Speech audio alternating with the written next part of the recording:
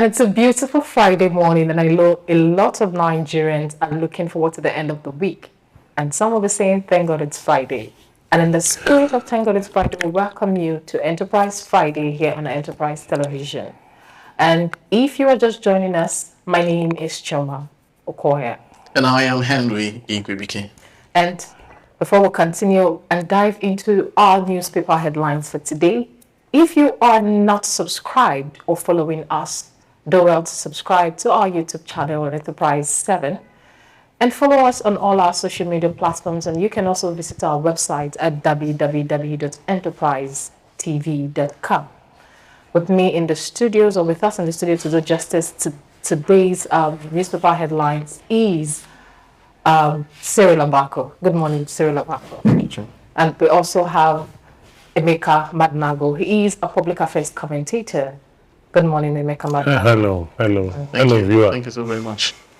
All right, let's kickstart today with an interesting story, but a sad one. But let's have it. Okay, we'll be starting with the Ex-Inec chairman, that is Professor Humphrey Nwosu, who conducted the June 12th election. He's been said to have died and passed on in a U.S. hospital. He died in a hospital in the United States, and according to a reliable source who confirmed the news to Vanguard, an official statement regarding his death is expected to be released soon. But on October 2, 1941, Nwosu was appointed NEC chairman by the military president, General Ibrahim Babangida, serving from 1989 to 1993. During his tenure, he conducted Nigeria's historic June 12, 1993 election, widely regarded as the freest and fairest in the country's history. The election saw Chief Moshood Abiola as the presumed winner, and the election was then annulled. Well, that's the story. Let's have a conversation, of course, a look at this. Let me start with you, Cyril Abaku.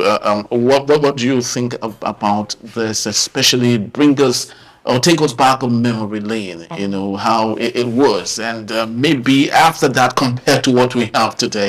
Yes. Humphrey Nwosu is a hero. Before him, we had the likes of Emeawa. Emeawa, I think, was the first chairman of then was NEC. Emeawa, after Emeawa, we had Fedeco. Fedeco was led by Justice Obiewiski. He was a retired justice of the famous, if I see 1 million, I will die. Then the Third Republic was when, for the first time, we had an electoral empire who clearly came into heroism, because when it was still to the elections, bluntly refused. In fact, there was this story that accompanied him when we were growing up. Whether it's true or not, I mean, it's beside the point, but we were told that there was an election empire in Nigeria who, when the military after told him to alter the figures and do something that he didn't want to do, sued his ground, and that the head of the slapped him, and that landed him on the hospital bed.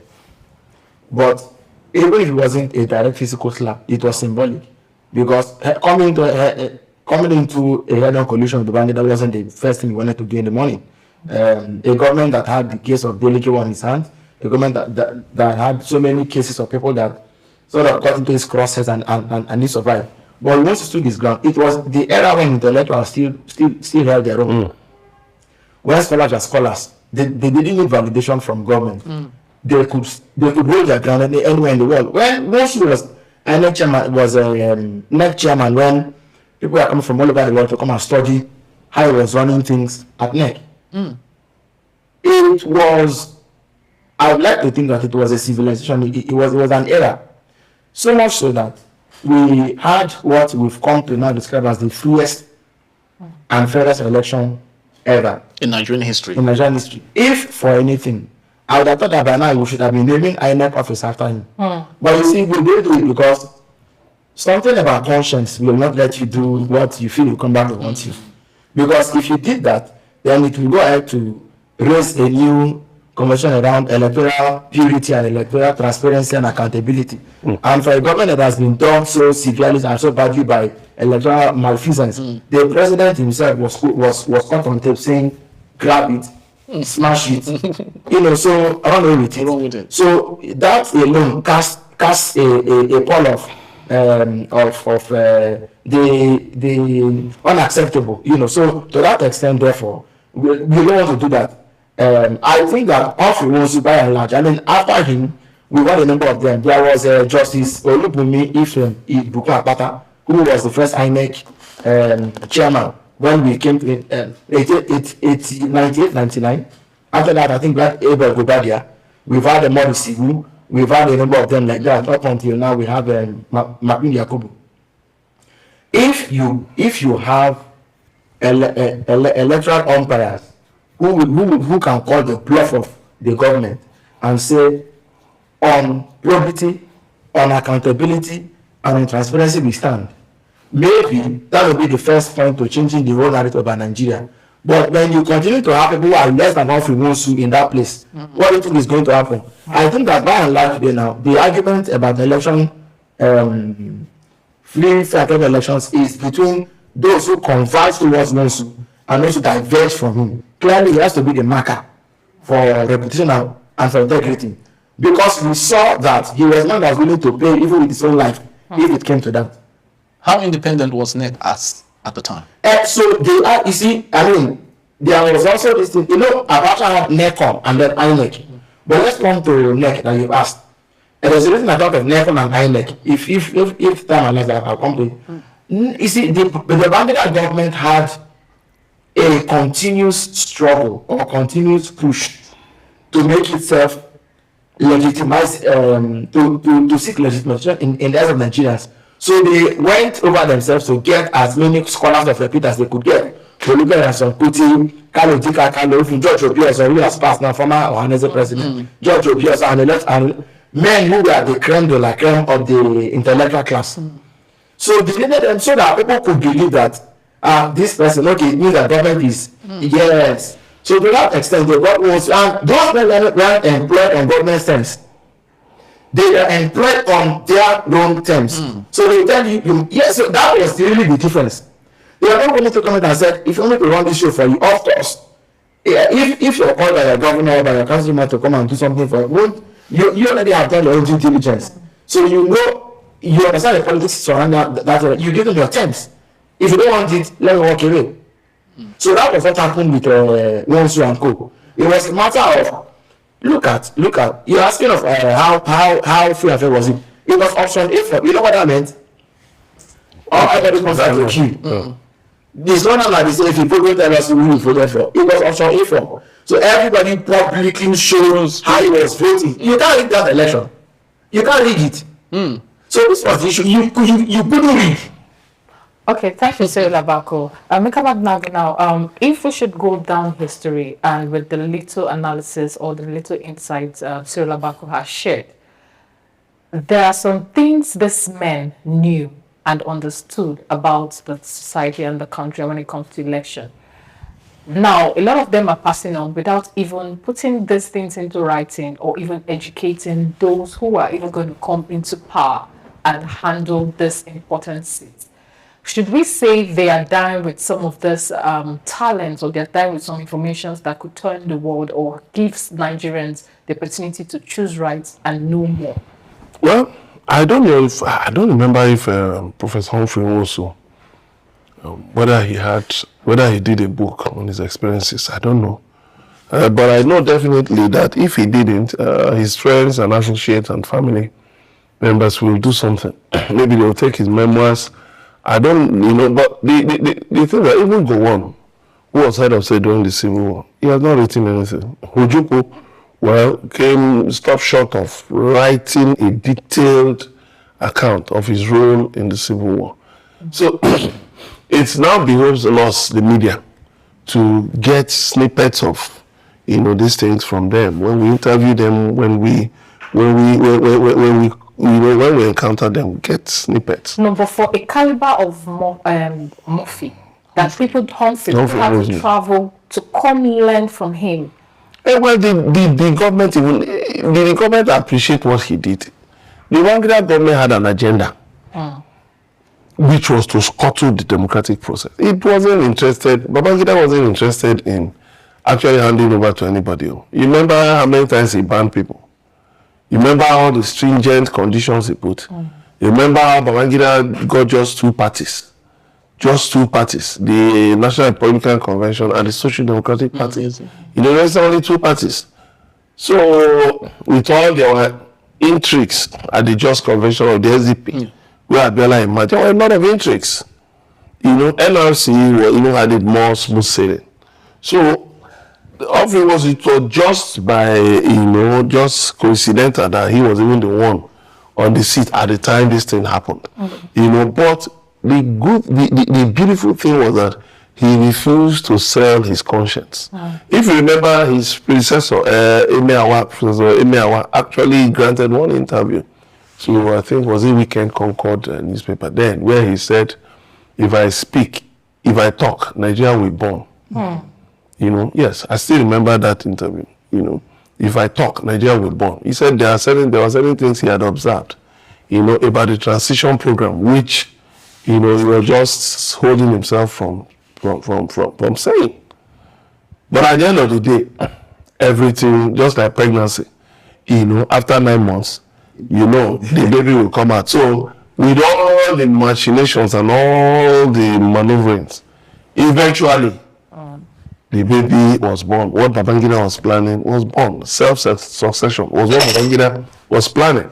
He just took a script from the playbook of Gowon, who had a transition program for such a long time, was over 9 years, and ended up being overthrown when he just kept going this way and that way. And that was what Babangida was doing. Sani Abacha came in and was also playing the same game until, for 5 years, and he passed on. So, but now, we can actually take the current INEC and when we place it side by side with Humphrey Nwosu, with Humphrey Nwosu's neck. No. The show is too big. No. The thing is about giving integrity to our elections. But do you think it's ever possible to have the likes of Humphrey also in the future? Well, you see, politics, if you know what Humphrey also came against, honestly, that the man lived to 83, I was shocked. Yeah, frankly. Because he came against a hostile judiciary, a largely compromised judiciary, established where judges didn't even hide the fact that they were on an assignment to score the transition program. They didn't have, you saw the depth the judiciary sank to, shamelessly, but interestingly. We also had courageous judges like Justice Dolapo Akisoya, who declared the international government of Chief Ernest Shonekan illegal. Wow. You had courageous judges like that, which I thank God for concerning Nigeria. That whenever we come to the worst, we usually have some, sparks of light that still inspire those who want a better nation. So. The integrity of elections still remains a problem in Nigeria. Political interests will not allow elections to hold. Look at even what happened in Kaduna recently. Local government election. Nobody even voted. They haven't even any election, and winners were declared. Look at what happened in Anambra, somewhere in Nnewi, some days ago. The new chairman of one of the local governments, was making a speech. He was speaking in Igbo. He was telling the women, he said, we thank you. You know how you lined up to vote for us. The women replied in Igbo, we didn't vote for anybody. We didn't vote for anybody. They repeated it. He said, no, you people who came and cast your vote, they said we didn't vote for anybody. So, what does that tell you? Feedback.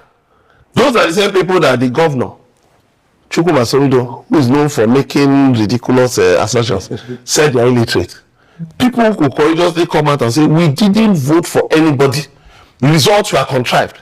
So, what it tells you is that when will we have a truly independent National Electoral Commission? In fact, somebody was saying they should remove the I and just leave it as DNEC, Dependent National Electoral Commission.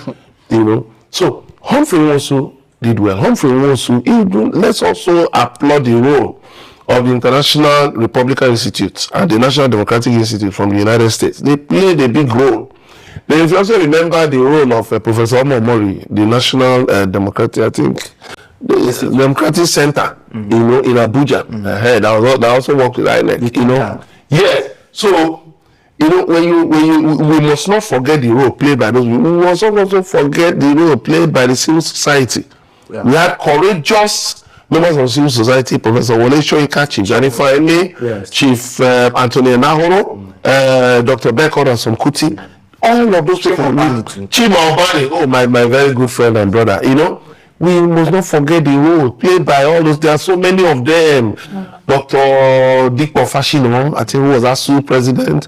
You know, there are so many of them. If I forget any, it's not deliberate.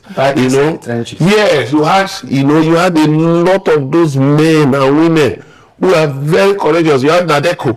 You had the role played by, you know, people in Nadeko. Even the current president, Bola Tinubu, you know, was also a part of it. Former Ekiti State Governor, Dr. Kayode Fayemi, was a part of it. So, it wasn't as if Professor Humphrey Nwosu was just, you know, a lone star. There were also people, you know, who had to put pressure on INEC that the right thing must be done. Unfortunately, some of those people are the ones now scuttling what we have today as an independent electoral body in Nigeria. So very unfortunate. But let's just, I would have wished we still continued with this historical part. But the debate was about whether there are such people. Yes, exactly. No, there are 1,001 of them. Really? But they won't go for them.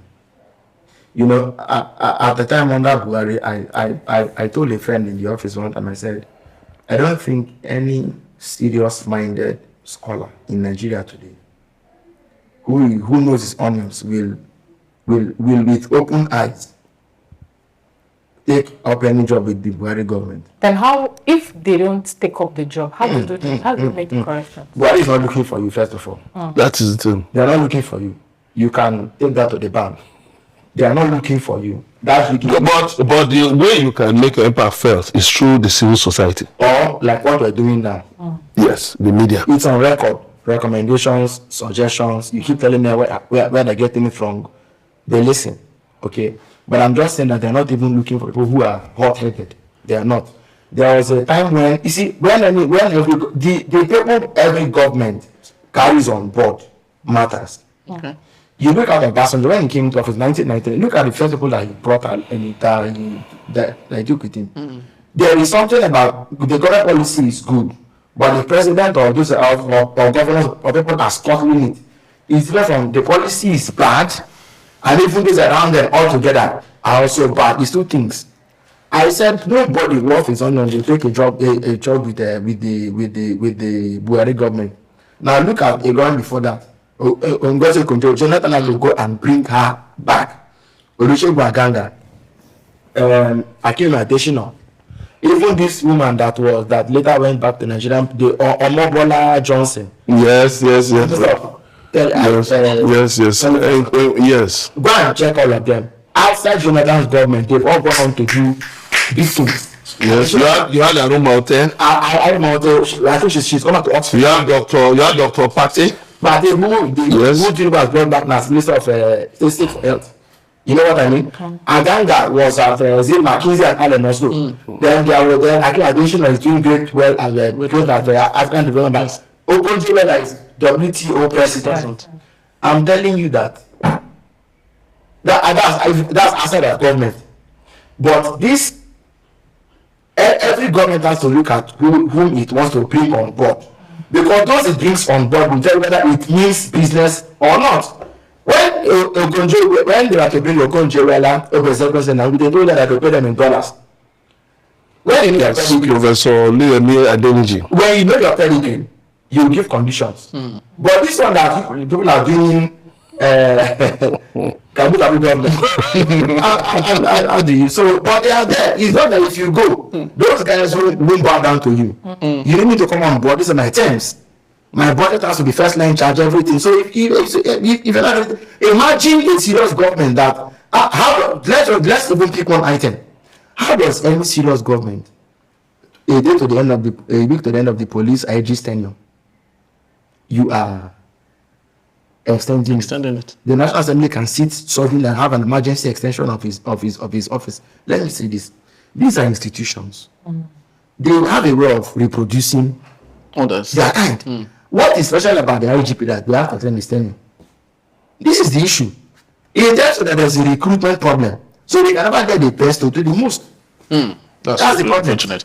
All right, so let's quickly move on to the Punch newspaper, and it's still on the cabinet reshuffle. Presidency defends Tinubu as the federal government slashes ministers, the vehicle and aids. Okay, moving on the top strip.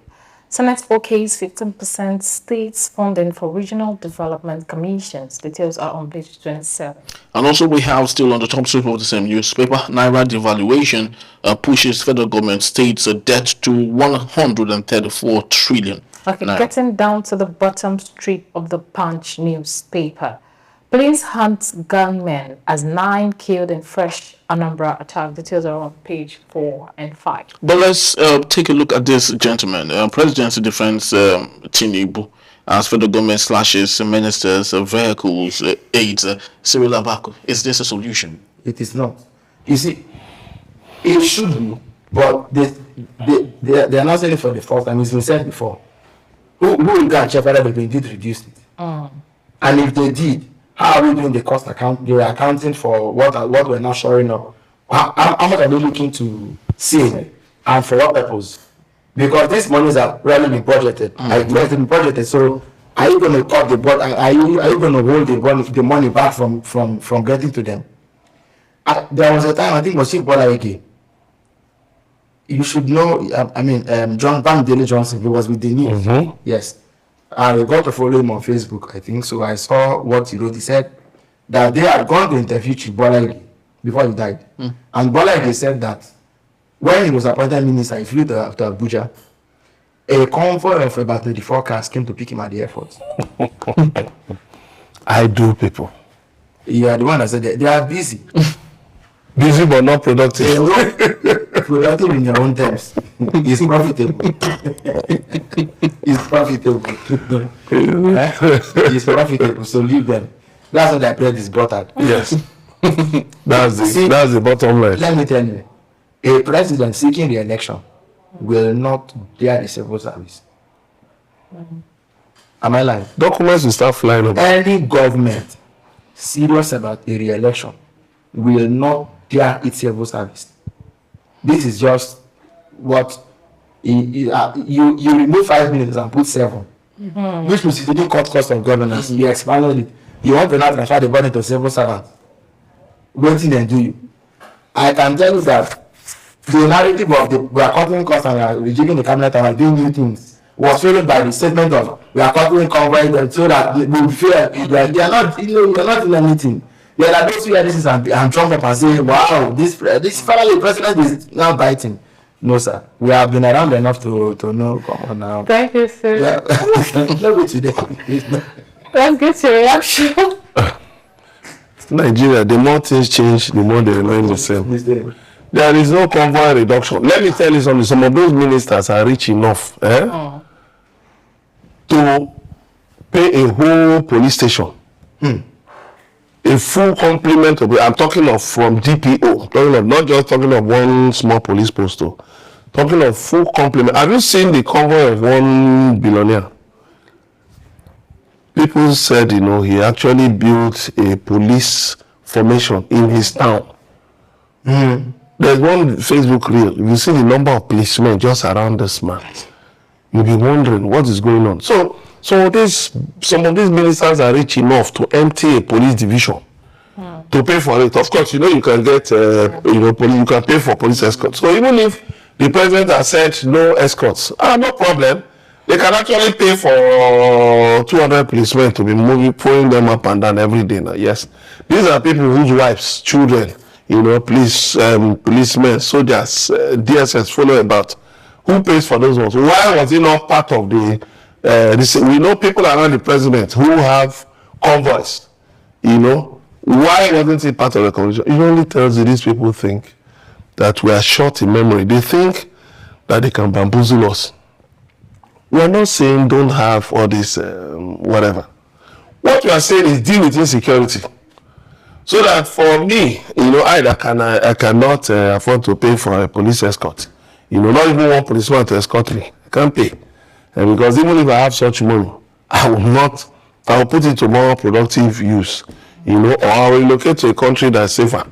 and stay there. Because I, for one, I don't even like security men, and I feel scared. So they didn't do anything. The cabinet reshuffle didn't show anything at all, because the new people chosen. For what stories can you write about them? What are the antecedents that you can say, okay, they are bringing to the table? But the thing is that, well, like they say, it is their turn to chop. It's their turn to sit at the table. So, well, if I say anything against it now, people will begrudge me. It's because you are not chosen. Nigerians, we are about quick gratification. Very well. All right. Finally, just before we leave, have less than 2 minutes to do that. Let's just look at what's happening in the Guardian newspaper. We have the big story here: call for military intervention. Misery, harsh policies driving Nigerians to desperate choices. Okay, moving on. We have federal government begins reform of obsolete laws. Details are on page 7. And also we have troops arrest IPOB founder, commander, kill 140 terrorists. Moving on the helicopter crash, NSIB begins probe as search continues for missing passengers. All right, but let's take a look at the big story here. Misery, harsh policies driving Nigerians to desperate choices. Emeka Madunagu. And we have a cartoon flake here where Nigerians are actually calling for what seemed to be like military intervention, with a megaphone and asking them to come take over. When push comes to shove, don't you think this is expected? Well, like I was telling my wife the other day, I said, even what we used to call chicken feed is no longer available. It's no more expensive now, Nigerians are being pushed to desperate choices because of the wrong choices of the government, the wrong-headed policies. The floating of the naira, that led to the devaluation of naira by 1,000% was a very bad policy. And like I've said at different fora, the Tinubu administration must begin to reverse that policy. Now, reversing it, what do I mean?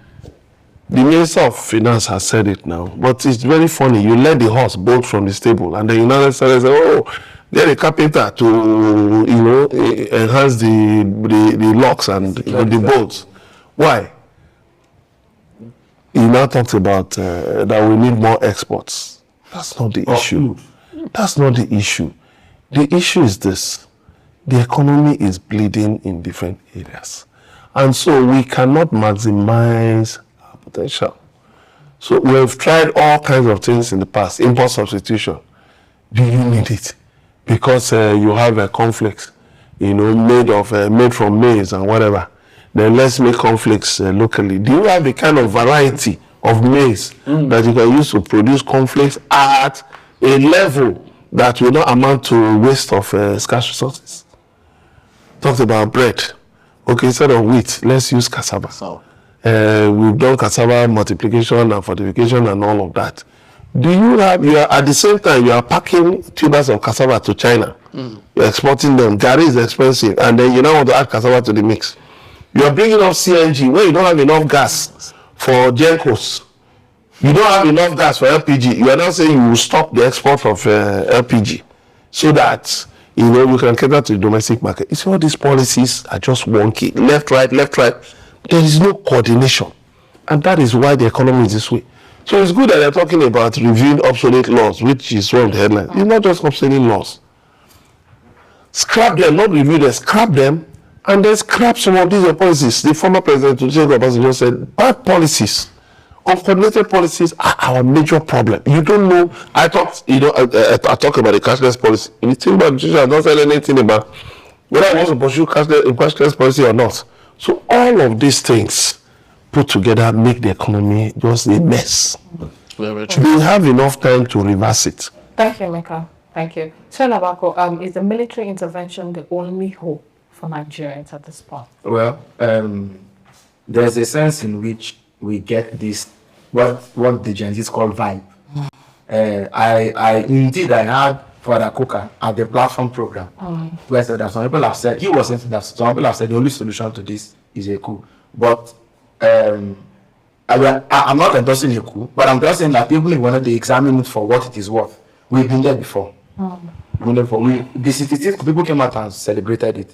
When the one was ousted, when Mirotela was killed, when Shagari was ousted, people said, finally, thank God we are. Yes. Even when Gary was ousted, Nigerians had this. I remember when Abacha died, there was a lot of celebration. Yeah, jubilation all over. Yes. But we've just seen that one evil has succeeded another evil. That's where we've been stuck.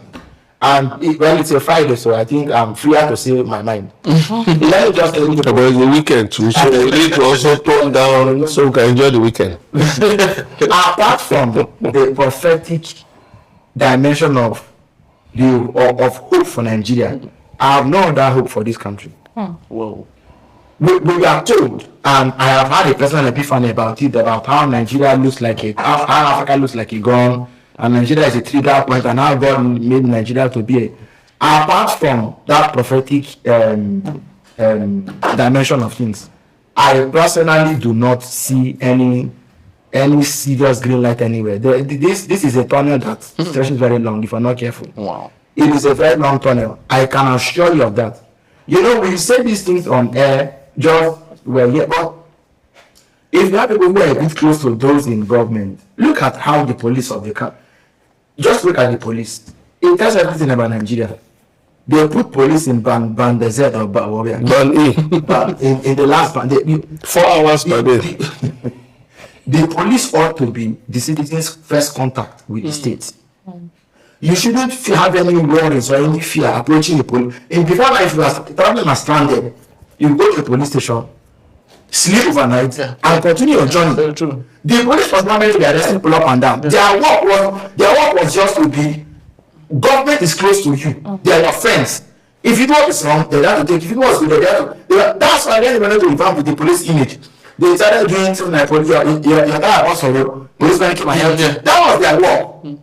They had to serve Nigerians, but we've lost it. And there is hardly anything to show. They are not wrong very deep. I believe you people know they are not wrong very deep. So apart from what I've said at the prophetic dimension of this, I personally don't see any look at what we're talking about, election in Kaduna. In Anambra, people don't vote. Election, people just in Imo State. What does it cost? You have the NBA doing everything electronically. You have BB Nigeria. Why can't we vote from our phones? Definitely. A country which an election, a government will go and pray a road be constructed. Yeah. Then they put a helicopter in the air with hot water to be pouring on people that they should not vote. A country in which we are being told that their bandits are getting supplies of weapons through helicopter. Except you can't do that on the wall. I think again, Henry and Choma, that apart from the prophetic vision that God has for Nigeria, I personally have no any serious hope in this current system that are running. It's obvious. The scholars that look, this Germany didn't begin with our generation. Yeah. It originally began with the intellectual class. We don't study this. Go and check my usual pattern among lecturers at UA. When the exchange program stopped flowing, because before now, it is from all over Africa, India, they will come and learn and yes. Why did that stop? What stopped it? And why did it not happen? When I going that they didn't come back again, that was when that thing, they knew that there was no hope anymore. And we're here today. You know the funny thing? Was it in the early 20th century? Remember there was a time people were jackpotting from Europe to Africa. You remember there are programs of ships of Europeans, carrying Europeans to Africa. So maybe it's the reverse that we have. All of human life, is about motion, constant change. I don't know if he's a Nigerian scholar in America. Yeah. I read my kinsman. I happened to read an article he wrote in 2000. You know what he wrote in the article? He said no member of the current, that is of the then political class, will redeem Nigeria. And how many years ago now was that? Some of them were not even in the political class then. No? 24 years. Some of them then were not even in the political class. And what was said in 1983, after Moses, the Second Republic, the election before Shagari was toppled. Yes. He said that he wasn't speaking out of frustration, but he could see that the future generation of Nigerians may never know what democracy is. 83. Well, unfortunately, your colleague who plays in your ecosystem, Barrio Onanuga, might not see this. You know, from your own yes, but he would probably defend it. Not the original Bible. He has been on the road to Damascus, and you know, after another Ananias prayed for him, you know. Thank you so much, thank you for that. Thank you so much. Yeah, we really do appreciate your time and especially taking us back memory lane. And I think we need more of this so that those Gen Z, Gen Alpha or Alpha, whatever it is, Gen Alpha, Gen Z, yeah, you know, they would learn some of these things and know that there were times when things were very, very great. Things were very, very good in Nigeria, and we hope that the future would equally enjoy some of those. Well, that's just about the time we have for this particular segment, and when we return, House of Reps defies the Supreme Court, set December 2024 deadline for old Naira notes. Stay with us, it's still Enterprise Television. Please don't go anywhere.